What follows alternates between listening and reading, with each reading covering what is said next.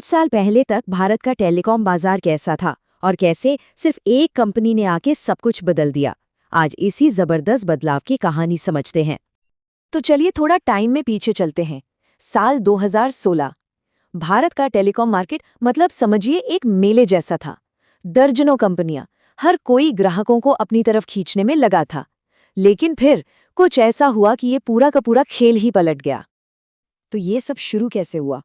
इसकी जड़ में है एक चिंगारी, एक ऐसी प्राइस वॉर जिसकी किसी ने कल्पना भी नहीं की थी। और वो चिंगारी थी रिलायंस जियो। 2016 में जब जियो ने मार्केट में कदम रखा तो उनका ऑफर सच में चौंकाने वाला था। जरा उस जमाने को याद कीजिए, हर मिनट कॉल के पैसे, हर एमबी डेटा का हिसाब। जियो ने इस पूरे सिस्टम को ही पलट दिया। कहा वॉइस कॉल कहीं भी किसी भी नेटवर्क पर बिल्कुल मुफ्त, और 4G डेटा इतना सस्ता कि लोगों को यकीन ही नहीं हुआ। इसी को कहते हैं टैरिफ वॉर। ये बाजार की एक ऐसी लड़ाई है जहां आपका सबसे बड़ा हथियार होती है कीमत।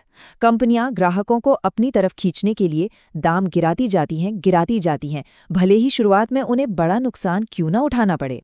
लेकिन जियो का असर इतना जबरदस्त क्यों था? ये समझने के लिए हमें उस तूफान से पहले की शांति को देखना होगा। मतलब जियो के आने से पहले भारत का टेलीकॉम बाजार था कैसा? एक दो नहीं, तीन चार भी नहीं, 12 से भी ज्यादा प्राइवेट कंपनियां थीं। सोचिए कितनी जबरदस्त कंपटीशन रही होगी हर एक कस्टमर के लिए। टेक्निकल भाषा में इसे फ्रैगमेंटेड मार्केट कहते हैं। मतलब सीधा सा है, बाजार की ताकत किसी एक या दो बड़ी मछलियों के हाथ में नहीं थी, बल्कि कई छोटी छोटी कंपनियों में बंटी हुई थी। और ये बाजार कोई रातों रात नहीं खड़ा हुआ था। 1991 में देखिए, पूरे देश में सिर्फ 50 लाख टेलीफोन थे। 2002 तक ये आंकड़ा 1 करोड़ मोबाइल यूजर्स तक पहुंचा। लेकिन फिर जो हुआ वो एक धमाका था। सिर्फ 10 साल में 1 करोड़ से सीधे 92 करोड़। इसी भीड़ भरे जबरदस्त कंपटीशन वाले मैदान में जियो ने एंट्री मारी थी।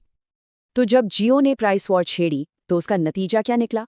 यहीं से शुरू होती है कहानी द ग्रेट इंडियन कंसोलिडेशन की। यानी सब कुछ सिमटकर कुछ ही हाथों में आ गया। जियो की इस आक्रामक प्राइसिंग के सामने कई छोटी कंपनियां और यहां तक कि कुछ बड़ी कंपनियां भी टिक नहीं पाईं। उनके पास दो ही रास्ते थे, या तो अपना बोरिया बिस्तर बांध लें या फिर किसी बड़ी कंपनी के साथ मिल जाएं। लेकिन हाँ, इसका एक दूसरा पहलू भी था।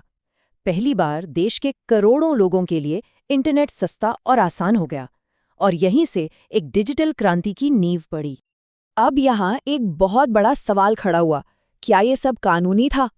जियो के जो कॉम्पिटिटर्स थे उन्होंने आरोप लगाया प्रेडेटरी प्राइसिंग का। ये एक बड़ा भारी शब्द है, पर इसका मतलब सिंपल है, जानबूझकर नुकसान उठाकर सामान बेचना ताकि बाकी सारे दुकानदार अपनी दुकानें बंद कर दें और फिर आप अकेले राज करो।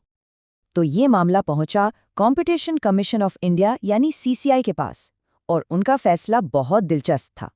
CCI ने कहा, देखिए, जियो तो मार्केट में एक नया प्लेयर है, एक छोटा प्लेयर, इसलिए उसे डोमिनेटिंग या प्रभावशाली नहीं माना जा सकता। और जो डोमिनेटिंग है ही नहीं, वो अपनी ताकत का गलत इस्तेमाल कैसे कर सकता है? बस इसी तर्क ने जियो की स्ट्रैटेजी को एक तरह से हरी झंडी दे दी। इस पूरी उथल पुथल के बाद जब धूल बैठी तो बाजार का एक नया नक्शा सामने आया, और इस नक्शे में मुख्य रूप से सिर्फ दो ही बड़े खिलाड़ी दिखाई दे रहे थे। और ये हैं आज के आंकड़े जो पूरी कहानी खुद बयां करते हैं।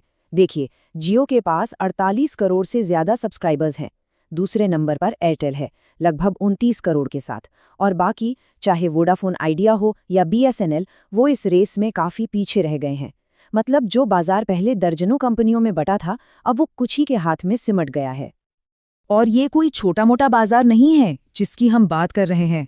आज की तारीख में भारत दुनिया का दूसरा सबसे बड़ा टेलीकॉम मार्केट है। 1.21 अरब सब्सक्राइबर्स। सोचिए कितना बड़ा स्केल है ये। तो अब इन दो दिग्गजों के बीच टक्कर कैसी है? चलिए इनके सबसे पॉपुलर प्रीपेड प्लान्स पर एक नजर डालते हैं। जियो का 899 रुपए वाला प्लान 90 दिन चलता है, तो एयरटेल का 979 वाला 84 दिन। दोनों में रोज 2 GB डेटा मिलता है। तो फर्क कहाँ है? छोटी छोटी चीजों में, जैसे वैलिडिटी या जियो का 20 GB एक्स्ट्रा डेटा देना। लड़ाई अब इन बारीक डिटेल्स पर आ गई है। तो ठीक है, प्राइस वॉर हुई, मार्केट सिमट गया, पर अब आगे क्या? जब बाजार में एक तरह की स्टेबिलिटी आ गई है, तो इन बड़ी कंपनियों का और पूरे देश का अगला फोकस क्या है? अब जब रोज रोज की प्राइस वॉर वाली किचकिच खत्म हो गई है, तो फोकस शिफ्ट हो गया है अगली बड़ी चीज पर, और वो है 5G। न सिर्फ 5G को देश के कोने कोने तक पहुंचाना, बल्कि टेलीकॉम टेक्नोलॉजी में आत्मनिर्भर बनना। और इसी दिशा में एक बहुत बड़ी कामयाबी है भारत टेलीकॉम स्टैक। ये भारत में बना पहला पूरी तरह से स्वदेशी 4G और 5G टेक्नोलॉजी का सिस्टम है। सोचिए, TCS, C-Dot, तेजस नेटवर्क्स जैसी हमारी अपनी कंपनियों ने इसे मिलकर बनाया है। और इसके साथ ही भारत दुनिया का 5वां ऐसा देश बन गया है जिसके पास अपनी खुद की कंप्लीट टेलीकॉम टेक्नोलॉजी है। लेकिन इन बड़ी बड़ी बातों का जमीन पर क्या असर हुआ?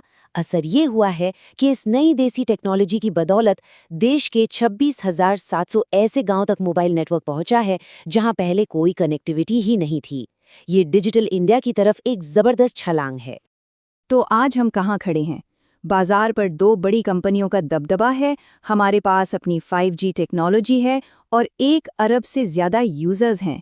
यहाँ से भारत के लिए कनेक्टिविटी का भविष्य कैसा दिखने वाला है, ये सवाल अपने आप में बहुत बड़ा है और इसका जवाब आने वाला वक्त ही देगा।